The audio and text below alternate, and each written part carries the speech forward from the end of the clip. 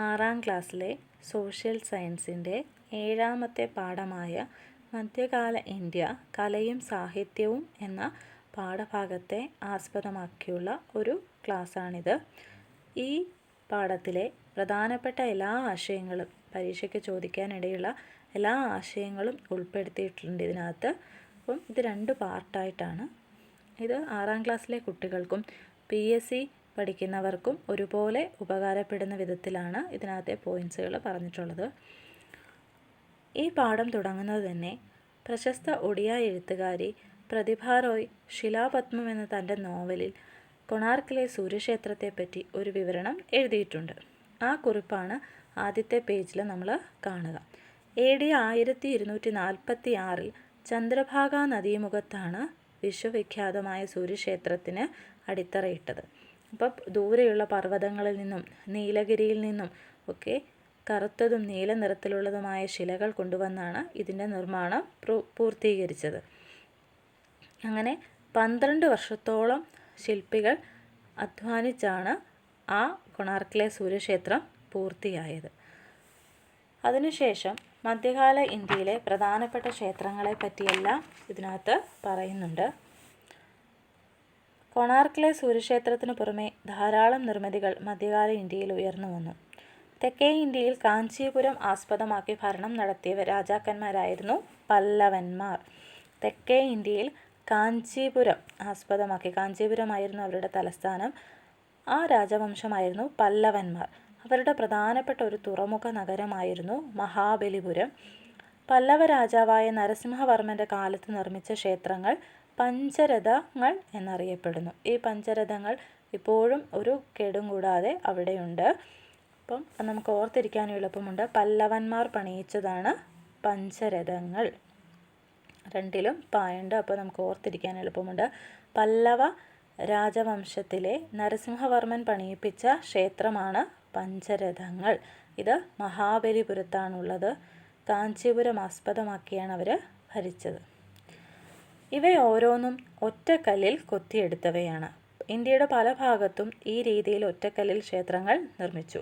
ആദ്യകാലത്തെ ക്ഷേത്രങ്ങളെല്ലാം ഒറ്റക്കല്ലിൽ തീർത്തവയാണ്. മഹാരാഷ്ട്രയിലെ എല്ലോറ ഗുഹാക്ഷേത്രങ്ങൾ ഇത്തരത്തിൽപ്പെട്ടവയാണ്. 6ാം നൂറ്റാണ്ട് മുതൽ 12ാം നൂറ്റാണ്ട് വരെയുള്ള കാലത്താണ് ഈ ക്ഷേത്രങ്ങൾ നിർമ്മിച്ചത്. ബൗദ്ധർ, ജൈനർ, വൈഷ്ണവർ, ശൈവർ എന്നിവരുടെ എല്ലാം ക്ഷേത്രങ്ങൾ നമുക്ക് എല്ലോറയിൽ കാണാവുന്നതാണ്. എല്ലോറയിൽ ഗുഹാക്ഷേത്രങ്ങളാണ്. അതിനകത്ത് ബൗദ്ധരുടെ ഉണ്ട്. ബുദ്ധമതത്തിൽ വിശ്വസിക്കുന്നവരാണ് ബൗദ്ധർ. ജൈനമതത്തിൽ വിശ്വസിക്കുന്നവരാണ് ജൈനർ. വൈഷ്ണവർ, ശൈവർ ഇവരുടെ എല്ലാം ക്ഷേത്രങ്ങളുണ്ട്. വിഷ്ണുവിനെ ആരാധിച്ചിരുന്നവർ വൈഷ്ണവർ എന്നും ശിവനെ ആരാധിച്ചിരുന്നവർ ശൈവർ എന്നും അറിയപ്പെടുന്നു. പിൽക്കാലത്ത്, അതായത് ഒറ്റക്കല്ലിൽ തീർത്ത ക്ഷേത്രങ്ങൾക്ക് ശേഷം പിൽക്കാലത്ത് ചെത്തിമിനുക്കിയ പാറകൾ ഉപയോഗിച്ച് ഉയരമേറിയ ക്ഷേത്രങ്ങൾ നിലവിൽ വന്നു. ആദ്യം ഒറ്റ നിലയുള്ളവയായിരുന്നു. അതിനുശേഷം ശിലകളൊക്കെ ചീകിമിനുക്കി പല നിലകളുള്ള ക്ഷേത്രങ്ങൾ വന്നു. അതിൽ പ്രധാനപ്പെട്ടതാണ് ആസാമിലെ കാമാഖ്യ ക്ഷേത്രവും ചോള രാജാവായ രാജരാജൻ തഞ്ചാവൂരിൽ നിർമ്മിച്ച ബൃഹദീശ്വര ക്ഷേത്രവും. ആസാമിലെ കാമാഖ്യ ക്ഷേത്രം, തഞ്ചാവൂരിലെ ബൃഹദീശ്വര ക്ഷേത്രം. ഇത് പരീക്ഷയ്ക്ക് ചോദിക്കുന്നതാണ്. അപ്പം ഈ ക്ഷേത്രഭിത്തികളിലെല്ലാം പിന്നീട് ശില്പങ്ങൾ കൊണ്ട് അലങ്കരിക്കുന്ന സമ്പ്രദായം നിലവിൽ വന്നു. ആ ശില്പങ്ങളിൽ അലങ്കരിക്കാൻ വേണ്ടിയിട്ടുള്ള ആശയങ്ങൾ രാമായണം, മഹാഭാരതം, ഭാഗവതം എന്നിവയിൽ നിന്ന് എടുത്തു. അതുപോലെ ഇവയ്ക്ക് പുറമെ യുദ്ധരംഗത്തിൽ നിന്നും നൃത്തസംഗീത രംഗങ്ങളിൽ നിന്നുമെല്ലാം ആശയങ്ങൾ സ്വീകരിച്ച് അതിലെ പല കഥാപാത്രങ്ങളെ കല്ലിൽ കൊത്തി ഈ ക്ഷേത്രഭിത്തികളിൽ അലങ്കരിക്കാനായിട്ട് തുടങ്ങി. അങ്ങനെ ക്ഷേത്രഭിത്തികളിൽ ശില്പം കൊണ്ട് അലങ്കരിച്ച ക്ഷേത്രത്തിന് ഏറ്റവും പ്രധാനപ്പെട്ട ഉദാഹരണമാണ് മധ്യപ്രദേശിലെ ഖജുരാഹോ ക്ഷേത്രം. അതിനുശേഷം ഇന്ത്യയിൽ നിലവിൽ വന്ന ഒരു ശില്പശൈലിയാണ് ഇൻഡോ ഇസ്ലാമിക് വാസ്തുവിദ്യാശൈലി. അതായത് സൽത്തനത്ത് ഭരണകാലത്താണ് ഇത് രൂപപ്പെട്ടത്. സൽത്തനത്ത് ഭരണാധികാരികൾ ഇന്ത്യക്ക് പുറത്തുനിന്ന് വന്നവരായിരുന്നു. അപ്പോൾ അവർ അവരുടെ ആശയങ്ങളും കൊണ്ടുവന്നു. ഇന്ത്യയിലെ ശില്പശൈലിയും കൂടി യോജിപ്പിച്ചുണ്ടായ പുതിയ നിർമ്മാണ രീതിയാണ് ഇൻഡോ ഇസ്ലാമിക് വാസ്തുവിദ്യാ ശൈലി. അപ്പം അതിന് പ്രധാനപ്പെട്ട 3 പ്രത്യേകതകളാണുള്ളത്. ഇത്തരം നിർമ്മാണങ്ങൾക്ക് കമാനങ്ങളും താഴികക്കുടങ്ങളും മിനാരങ്ങളും ഉണ്ടായിരുന്നു.